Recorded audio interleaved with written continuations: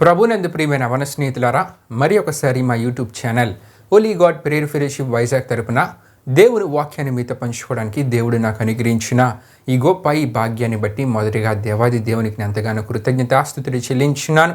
ప్రతి బుధవారం ప్రియమైన అవన స్నేహితులారా, మా యూట్యూబ్ ఛానల్ ఓలీ గాడ్ ప్రేయర్ ఫెలోషిప్ వైజాగ్ తరపున యవనస్తుడి గుడికి మేము అప్లోడ్ చేయడం జరుగుతున్నది. మరి యవనస్తుడి గుడిక వీక్షిస్తున్న మీ అందరికీ ఆశీర్వాదకరంగా ఉన్నదని మేము తలంచుచున్నాం.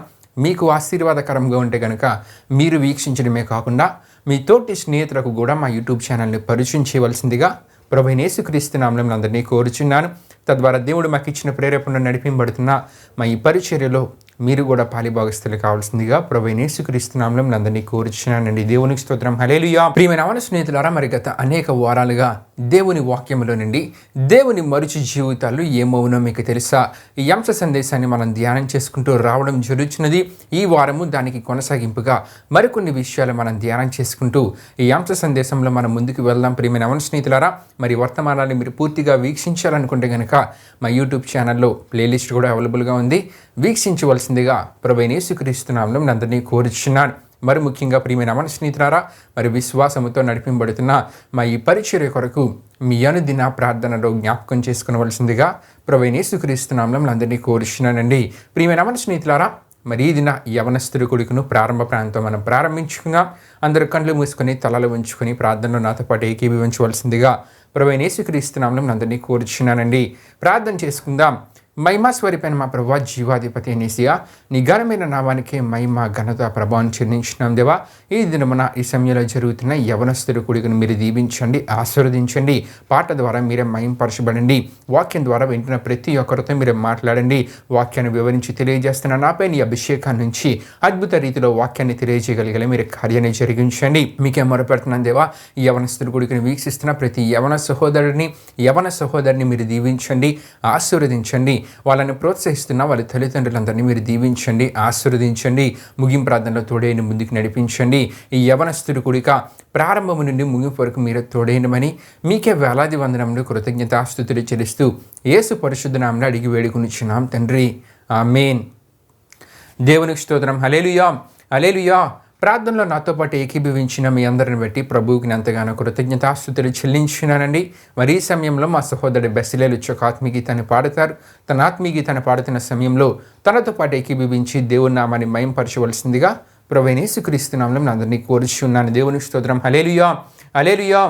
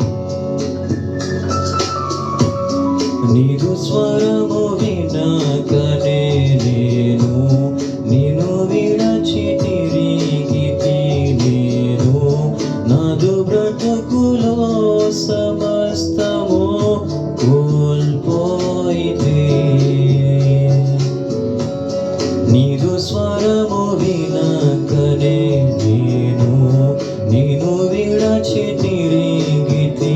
నేను నాదు బ్రతుకులో సమస్తము కోల్పోయితి.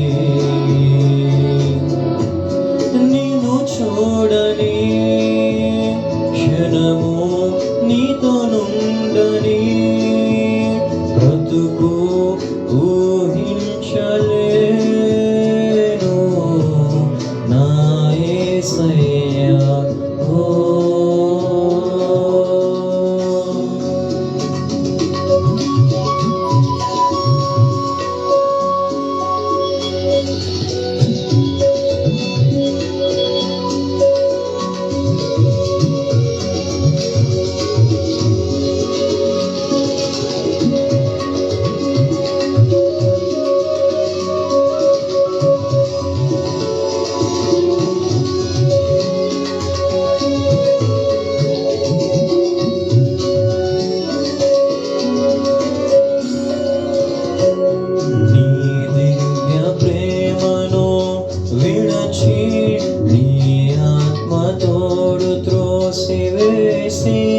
అంధకార త్రోవలో నడచి నీ గాయమే రేపితిని.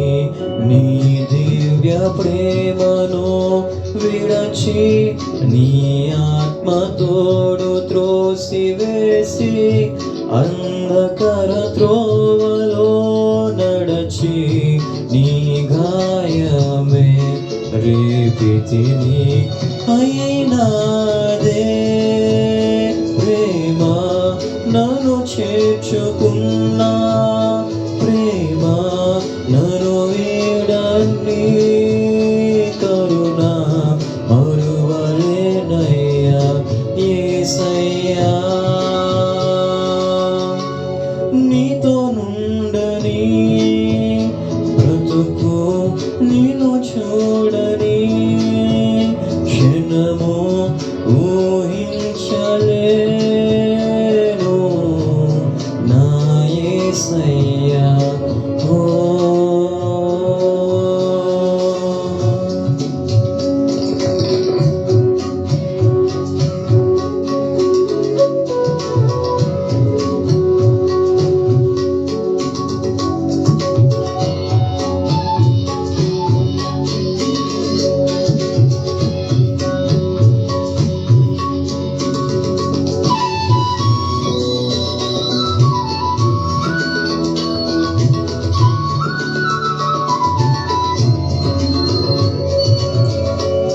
నన్ను హత్తుకున్నా ప్రేమ, నన్ను చేర్చుకున్నా ప్రేమ, నీ వెలుగులోనే నిత్యం నే నడిచెదన్.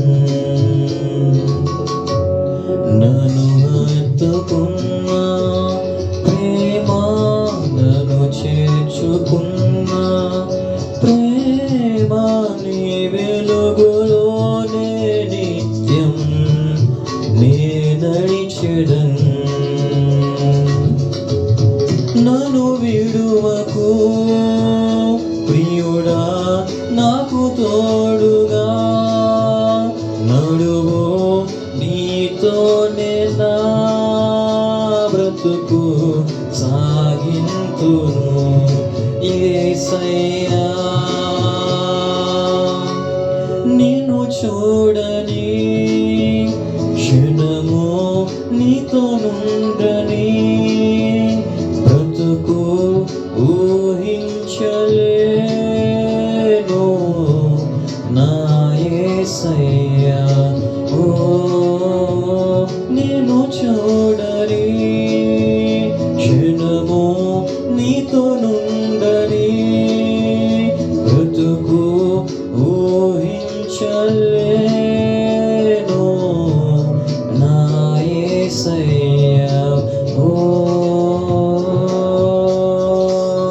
చక్కని ఆత్మీయ గీతం ద్వారా ప్రభు నామాన్ని గణపరిచిన మా సహోదరి బెస్లేని బట్టి ప్రభువుకి ఎంతగానో కృతజ్ఞతాస్తుతులు చెల్లించి ఉన్నానండి.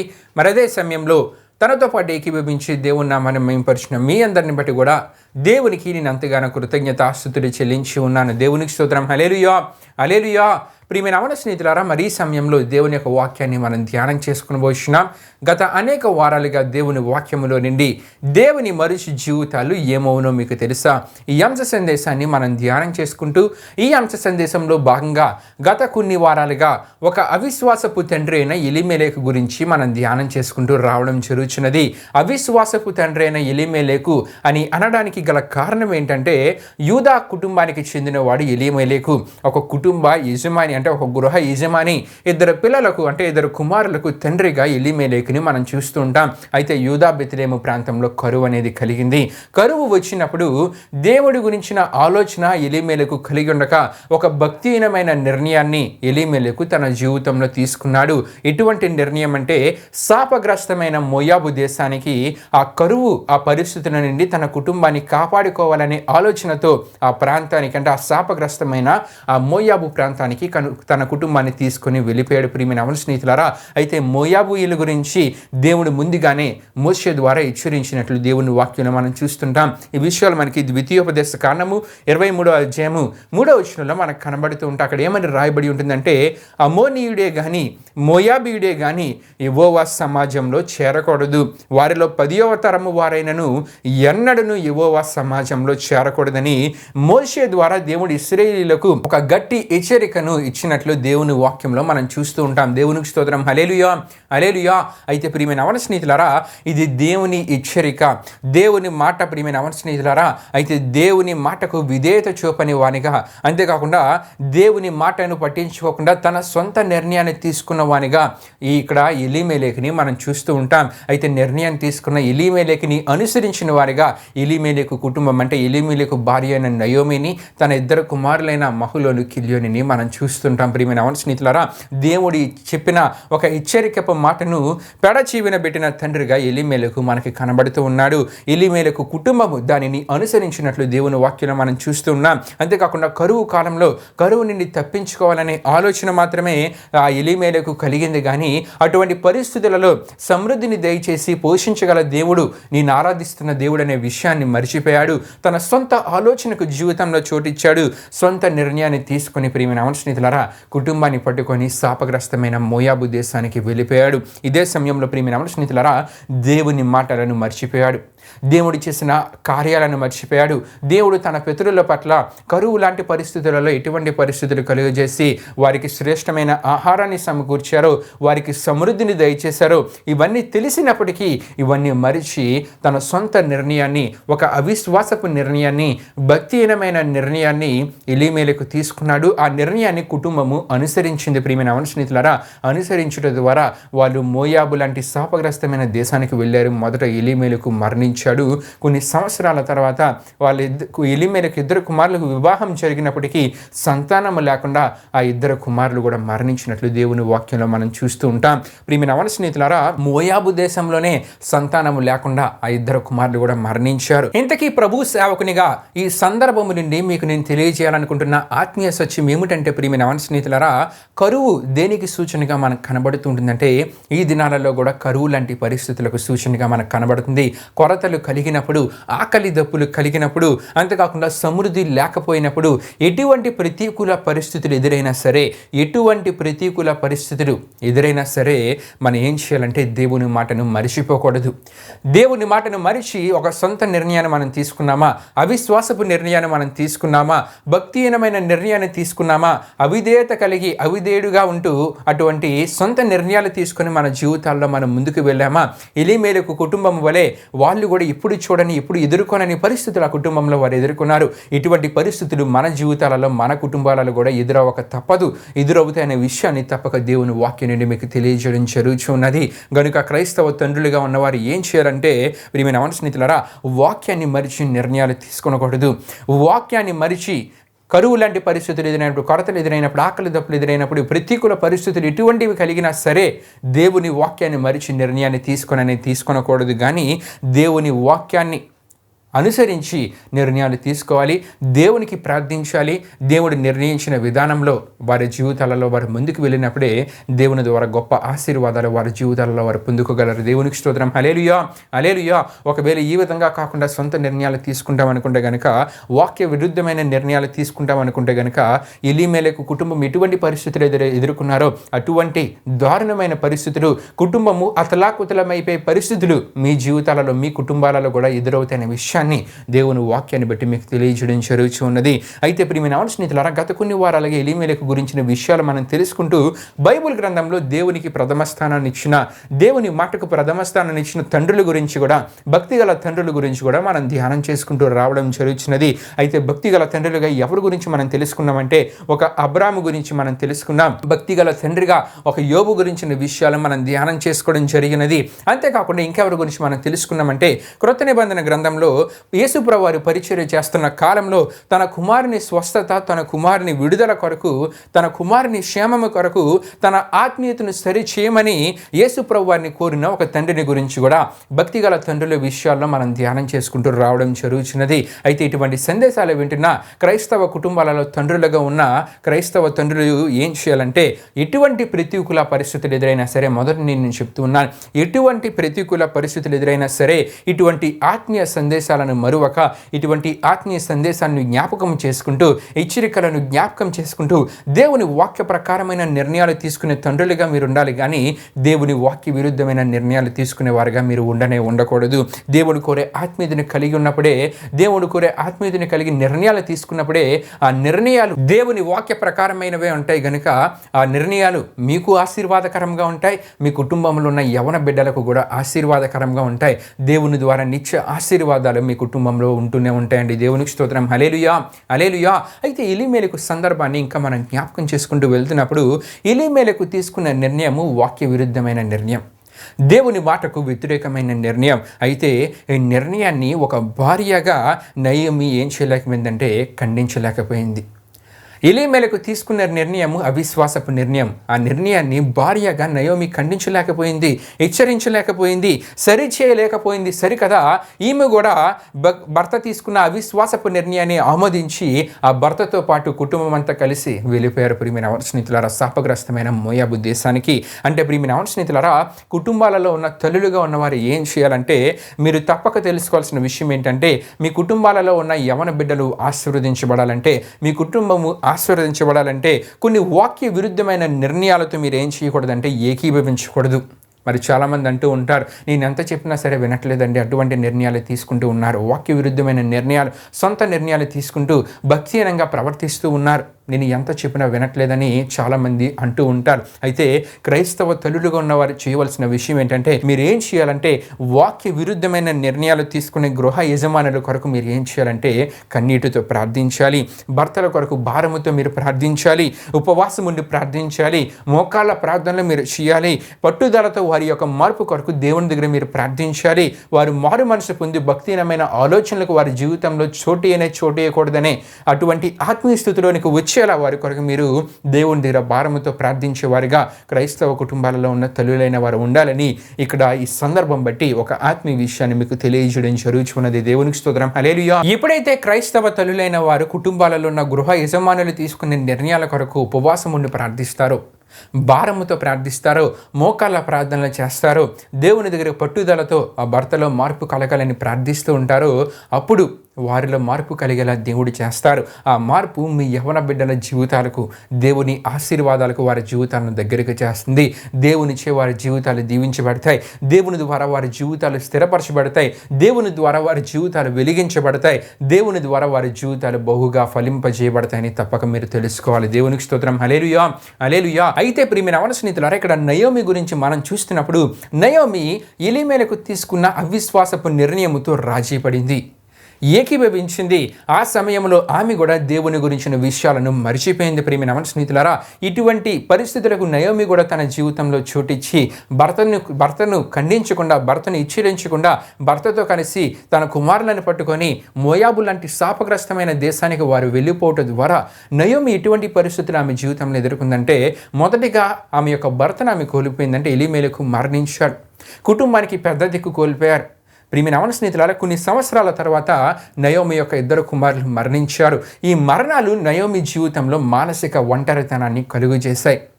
ఎప్పుడైతే భర్తని కోల్పోయిందో, 2 కుమారులను కోల్పోయిందో, ఒంటరితనం తన కోడలు ఉన్నా సరే ఆమెలో ఎక్కడా లేని బాధ, ఆవేదన.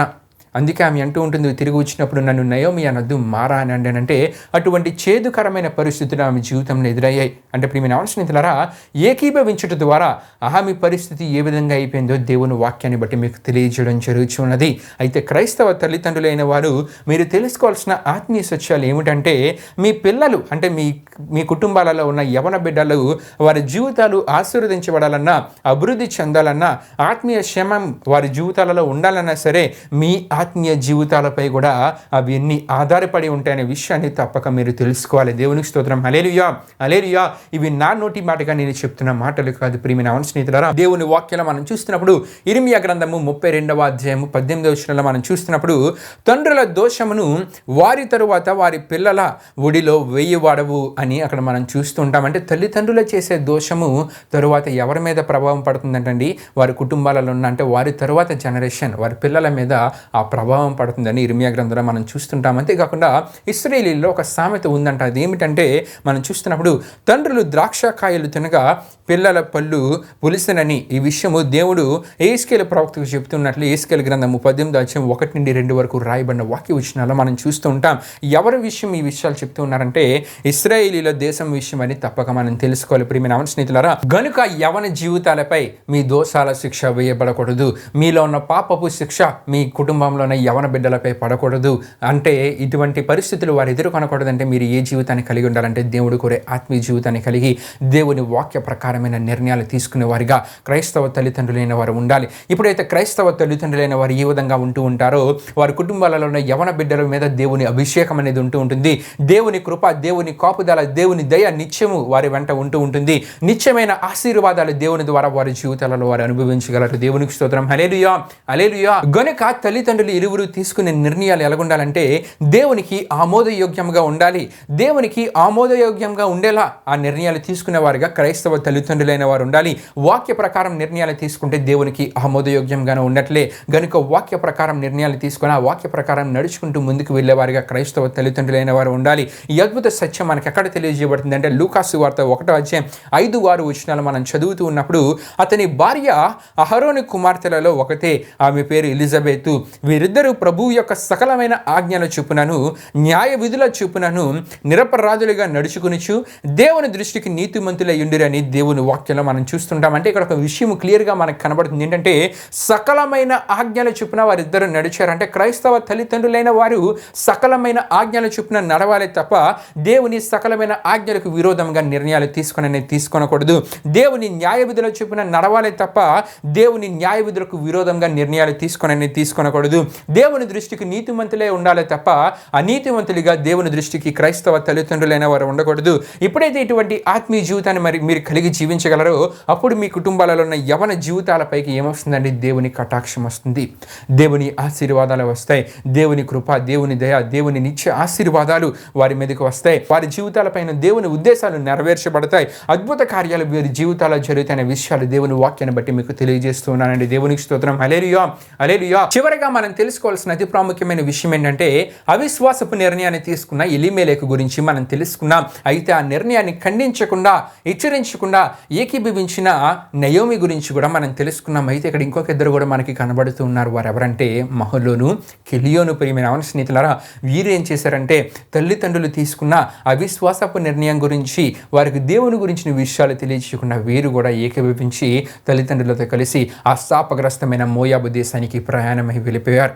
ప్రియమైన యవన స్నేహితులారా, ఇక్కడ ఒక విషయాన్ని మీకు తెలియజేయాలని ఆశపడుచున్నాను. ఏమిటంటే వాక్య విరుద్ధమైన నిర్ణయాలు తల్లిదండ్రులు తీసుకుంటూ ఉన్నప్పుడు బాల్యము నుండి దేవుని ధర్మశాస్త్రంలో పెంచబడిన, దేవుని విధి విధానాలతో పెంచబడిన, సున్నతి సంబంధమైన విషయముల ద్వారా దేవుని ప్రజలుగా ప్రత్యేకింపబడిన, లేకపోతే వారు కూర్చుంటున్నప్పుడు, నడుస్తూ ఉన్నప్పుడు, పండుకున్నప్పుడు దేవుని మాటలు వారికి బాల్యము నుండి తెలియజేయమని దేవుడు మోషే ద్వారా వారికి ఇశ్రాయేలీయులకు చెప్పిన మాటలు మనకి ఎక్కడ కనబడుతుంటే ద్వితీయోపదేశకాండం 6వ అధ్యాయం 4-9 వరకు రాయబడిన వాక్య విషయాలు మనకు కనబడుతూ ఉంటే వారు దేవుని గురించిన విషయాలు వారికి తెలుసు. దేవుడు ఏ విషయాలు నిశ్చరించారో మహలోని కిలియోనికి కూడా తెలుసు. ఎందుకంటే మనం చూస్తుంటాం దేవుని వాక్యంలో బాల్యము నుండే వారికి ప్రతి విషయాన్ని తెలియజేయాలని దేవుడు మోషే ద్వారా ఇశ్రాయేలీయులకు తెలియజేస్తారు.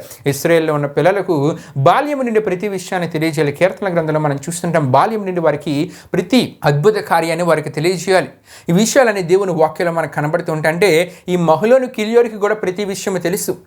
వారికి కూడా దేవుడు ఆ స్థాపగ్రస్తమైన మోయాబీలతో సాంగత్యం చేయకూడదు, సహవాసం చేయకూడదనే ఒక హెచ్చరికను నియమించారనే విషయం వీరికి కూడా తెలుసు. తెలిసినప్పటికీ వీరు ఏం చేశారంటే ప్రియమైన స్నేహితులారా, బాల్యము నుండి దేవుళ్ళలో పెంచబడిన వారు మహలోను కిలియోను అయినప్పటికీ వీరు ఏం చేశారంటే తల్లిదండ్రులతో ఏకీభవించి ఆ శాపగ్రస్తమైన మోయాబు దేశానికి ప్రయాణమై వెళ్ళారు. ప్రియమైన స్నేహితులారా, దేవుని మాటలను మర్చిపోయారు. దేవుని మాటలను మర్చిపోవడమే కాకుండా తల్లిదండ్రులతో ఏకీభవించి ఇటువంటి పరిస్థితులు, ఇటువంటి నిర్ణయాన్ని తీసుకున్నప్పుడు వీరు కూడా ఏకీభవించి ప్రయాణమై వెళ్ళారు. కనుకనే వాక్య విరుద్ధమైన అవిశ్వాసపు నిర్ణయాన్ని తీసుకున్న తల్లిదండ్రులతో ఏకీభవించి వీరు కూడా ముందుకు వెళ్ళడం ద్వారా తండ్రి మరణించాడు. తర్వాత వీరిద్దరు కూడా మరణించినట్లు దేవుని వాక్యంలో మనం చూస్తుంటాం. ప్రియమైన స్నేహితులారా, నయోమి పరిస్థితి మీకు ముందుగా నేను తెలియజేసిన మానసిక ఒంటరితనం. భర్తను కోల్పోయింది, 2 కుమారులను కోల్పోయింది. ఏకీభవించిన ఈ 2 కుమారులు మరణించారు. అవిశ్వాసపు నిర్ణయాన్ని తీసుకున్న ఎలీమెలకు మరణించాడు. ఖండించకుండా హెచ్చరించకుండా ఉండిపోయిన నయోమి పరిస్థితి ఎలాగైపోయిందంటే పూర్తిగా మానసిక ఒంటరితనం అనేది ఆమెలో ఏర్పడింది. ఎంతో బాధ, ఆవేదన. కొంత గ్యాప్లోనే తన భర్తను కోల్పోయింది, 2 కుమారులను కోల్పోయింది. ఇటువంటి పరిస్థితులు ఆమె జీవితంలో ఆమె ఎదుర్కొంది. ప్రియమైన స్నేహితులారా, ఇక్కడ మనం చూస్తున్నప్పుడు కుటుంబం పరిస్థితి ఏమైపోయిందండి? అతలాకుతలం అయిపోయింది. దీనికి గల ప్రధాన కారణం ఏంటంటే తండ్రి తీసుకున్న ఒక అవిశ్వాసపు నిర్ణయం. ఆ అవిశ్వాసపు నిర్ణయాన్ని నయోమి అక్కడే ఖండించి, దేవుని గురించి నీకు తెలియదా? దేవుడు సమృద్ధిని దయచేయలేదా? ఇస్సాకు విషయంలో దేవుడు కార్యం చేయలేదా? మనం చూస్తుంటాం యోసేపు సందర్భంలో కరువు కలిగినప్పుడు యాకోబు కుటుంబాన్ని దేవుడు జ్ఞాపకం చేసుకోలేదా? అంతేకాకుండా ఇశ్రాయేలీయులు అరణ్యంలో ప్రయాణమే వెళ్తున్నప్పుడు వారికి దేవుడు శ్రేష్టమైన ఆహారాన్ని దయచేయలేదా? ఇవన్నీ నీకు తెలుసు కదా, నీవెందుకు ఇటువంటి నిర్ణయాన్ని తీసుకుని ఆ శాపగ్రస్తమైన మోయాబు దేశాన్ని కుటుంబాన్ని తీసుకుని వెళ్ళిపోతానంటున్నావు? నేను రాను అని చెప్పి నయోమి అక్కడ ఖండించి ఉంటే కుటుంబంలో ఇటువంటి పరిస్థితులు ఎదురయ్యేవి కావు. ఇదే విషయాన్ని ఆ 2 కుమారులైన మహలోని కిలియోను కూడా చేసి ఉంటే ఆ కుటుంబ పరిస్థితులు ఆ విధంగా అయ్యి ఉండేవి కావు. కానీ వీరందరూ ఏకీభవించి వెళ్ళారు. చివరికి కుటుంబం పరిస్థితి ఏమైపోయిందండి? అతలాకుతలం అయిపోయింది. అయితే ఇక్కడ ఒక విషయాన్ని మనం తెలుసుకోవాలండి. ఏమిటి ఆ విషయం అంటే, దేవుడు శోధన కలుగు చేసినప్పటికీ దాని నుండి తప్పించుకునే మార్గాన్ని కూడా దేవుడే కలుగు చేస్తాడంట. ఈ విషయం మనకి అపోస్తలుడైన పౌలు గారు కొరింథీయులకు రాసిన మొదటి పత్రిక 10వ అధ్యాయం 13 వచనంలో మనం చూస్తుంటాం. సహింపగలిగినంతే శిక్షణ దేవుడు వేస్తాడు, అయితే దాని నుండి బయటపడే మార్గాన్ని కూడా దేవుడు చూపిస్తాడు. కానీ ప్రియమైన స్నేహితులారా, ఆ మార్గాన్ని అప్పటికి కూడా తెలుసుకొనకుండా నీవు ఇంకా అదే మార్గంలో వెళ్ళిపోతూ తొందరపాటు నిర్ణయాలతో నీవు ముందుకు వెళ్ళావా? అవిశ్వాసపు నిర్ణయాలతో నీవు దేవుని గురించిన ఆలోచన కలిగి ఉండకుండా అదే విధానంలో, అదే జీవిత విధానంలో ముందుకు వెళ్ళావా? నీవుగానే బహు నష్టాన్ని తెచ్చుకున్నట్లు, నీవుగానే నీ కుటుంబాన్ని బహు నష్టాన్ని తీసుకొని వచ్చినట్లు, నీవుగానే నీ కుటుంబ పరిస్థితులు అతలాకుతలం అవ్వడానికి కారణము నీవనే విషయాన్ని తప్పక నీవు తెలుసుకోవాలి. గనుక ఎలీమెలకు, నయోమి వారి కుమారుల విషయమై దేవుడు దోషి కాదు. ప్రియమైన స్నేహితులారా, మరి ఎవరంటే వారి స్వయంకృత అపరాధాలే. వారి స్వయంకృత అపరాధాల వల్ల ఇటువంటి పరిస్థితులు వారికి ఎదురయ్యనే విషయాన్ని దేవుని వాక్యాన్ని బట్టి మీకు తెలియజేస్తున్నాను. వారి సొంత నిర్ణయాలు, వాక్య విరుద్ధమైన నిర్ణయాలు, ఖండించకుండా కుమారులు, అంతేకాకుండా ఖండించకుండా భార్యగాడు ఏకీభవించి ఆ నిర్ణయాన్ని తీసుకుని ముందుకు వెళ్ళటం ద్వారా అంటే వారి స్వయంకృత అపరాధమే ఇటువంటి పరిస్థితులు కలిగేలా చేసింది. ప్రియమైన స్నేహితులారా, బోధించబడుతున్న వాక్య సందేశాలను మరవకూడదు. ఎవరంటే క్రైస్తవ తల్లిదండ్రులైన వారు బోధించబడుతున్న వాక్య సందేశాలను మరొక ఇటువంటి ప్రతికూల పరిస్థితులు ఎదురైనా ఇటువంటి వాక్యాన్ని జ్ఞాపకం చేసుకుంటూ దేవుని వాక్య ప్రకారమైన నిర్ణయాలు తీసుకున్నప్పుడే, దేవుని వాక్య ప్రకారం నడుచుకుంటూ ముందుకు వెళ్ళినప్పుడే అటువంటి ప్రతికూల పరిస్థితి నుండి బయటపడగలం. దేవుని ద్వారా దీవెనలు పొందుకోగలం, ఆశీర్వదించబడగలం. మీ కుటుంబంలో ఉన్న యవన బిడ్డల జీవితాలు కూడా ఆశీర్వదించబడతాయి. వచ్చే వారం ఇదే అంశానికి సంబంధించిన కొనసాగింపుగా మరికొన్ని విషయాలు మనం ధ్యానం చేసుకుంటూ ఈ అంశ సందేశంలో మనం ముందుకు వెళ్దామండి. దేవుడి పరిశుద్ధ వాక్యాన్ని మనం వినికిడిలో దీవించునుగాక. ఆమేన్. ప్రియమైన స్నేహితులారా, యవనస్తుల కోరికను ముగింపు ప్రాంతం మనం ముగించుకుందాం. అందరూ కళ్ళు మూసుకొని తలలు ఉంచుకొని ప్రార్థనలో నాతో పాటు ఏకీభవించవలసిందిగా ప్రభువైన యేసుక్రీస్తు నామములో అందరినీ కోరుచున్నాను. ప్రార్థన చేసుకుందాం. మహిమా స్వరూపైన మా ప్రభువా, జీవాధిపతి అనేసియా, నీ ఘనమైన నామానికే మహిమ, ఘనత, ప్రభావం చెల్లించినాం దేవా. ఇప్పటి వరకు జరిగిన యవనస్తుల కూడికలో మాతో పాటు తోడుగుండి నడిపించిన దేవా, మీకే వేలాది వందనములు, కృతజ్ఞతాస్తుతులు చెల్లించడం ఇస్తాం. ఒక అవిశ్వాసపు నిర్ణయం కుటుంబ పరిస్థితులను అతలాకుతలం చేసింది దేవా. మరి అవిశ్వాసపు నిర్ణయాన్ని తీసుకున్నప్పుడు భార్యగా నయోమి ఖండించాల్సి ఉంది, ఏకీభవించింది, రాజీ పడింది. కుమారులు కూడా ఏకీభవించారు. చివరికి ఎటువంటి పరిస్థితులు ఎదురయ్యాయో ఈ వాక్యం ద్వారా మా అందరితో మాట్లాడిన దేవా, అవిశ్వాసపు నిర్ణయాలు కుటుంబంలో ఉన్న వారు ఎవరైనా తీసుకునేవారిగా ఉంటే వారిని ఖండించేవారిగా, వారి కొరకు నీ దగ్గర భారంతో ప్రార్థించేవారిగా కుటుంబంలో ఉన్నవారు ఉండేలా, అంతేకాకుండా కుటుంబంలో యవన బిడ్డలు కూడా అవిశ్వాసపు నిర్ణయాలతో ఏకీభవించకుండా నీవు కోరే ఆత్మీయ జీవితాన్ని కలిగి జీవించేలా, వారు ఆత్మీయ జీవితాల్లో వారు స్థిరపరచబడేలా మీరు కార్యాన్ని జరిగించండి. తద్వారా నీ దీవెనలు ఆశీర్వాదాల కుటుంబాలలో ఉంటాయి దేవా.